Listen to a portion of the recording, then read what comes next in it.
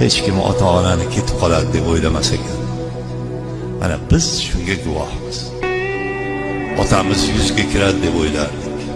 Baquvvat, pahlavon odam. Chavandoz va kurashganda odamni yelkasini uzib oladigan baquvvat odam. O'ylamaganmiz. Hayolimizga ham kelmagan.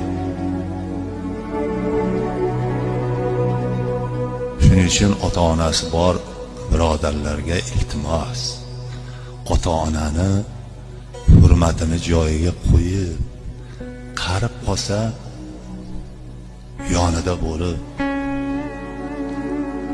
ona qarib qolganda, ota qarib qolganda endi yashaveradi-da. Mana nonini olib borib beryapman-ku demaslik kerak ekan. Har kuni iloji bo'lsa bir marta, ikki marta xabar olish kerak ekan. O'sha jannat shu onalarni foyda deydi.